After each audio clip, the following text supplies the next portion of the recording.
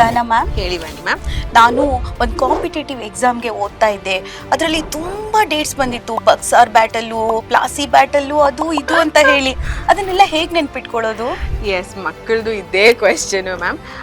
Dates ಯಾವಾಗಲೂ problem ಆಗುತ್ತೆ, ನಮಗೂ ಪ್ರಾಬ್ಲಮ್ ಆಗ್ತಾ ಇತ್ತು. ಸೊ ಹಾಗಾಗಿ ನಾವು ಅಸೋಸಿಯೇಷನ್ ಟೆಕ್ನಿಕ್ ಅಂತ ಹೇಳ್ತೀವಿ ಮ್ಯಾಮ್. ನಿಮ್ಮ ಡೇಟ್ಸ್ಗಳು ಅಂದರೆ ನಿಮ್ಮ ಬರ್ಡೇಸ್ ಆಗಿರ್ಬೋದು, ಅಪ್ಪ ಅಮ್ಮನ ಆ್ಯನಿವರ್ಸರಿ ಆಗಿರ್ಬೋದು, ಫ್ರೆಂಡ್ಸ್ ಬರ್ಡೇಸ್ ಆಗಿರ್ಬೋದು. ಸೊ ಆ ಥರ ನೀವು ಕನೆಕ್ಟ್ ಮಾಡ್ತಾ ಹೋದರೆ ಈಸಿ ಆಗುತ್ತೆ. ಇನ್ನೊಂದು ಟಿಪ್ ಕೂಡ ಇದೆ.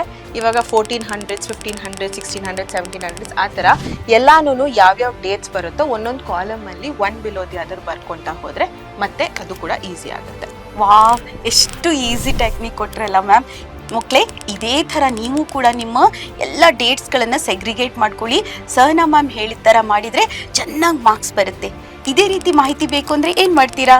ಮರೀದೆ ನಮ್ಮ ಪರೀಕ್ಷೆ ಚಾನಲನ್ನು ಸಬ್ಸ್ಕ್ರೈಬ್ ಮಾಡಿ.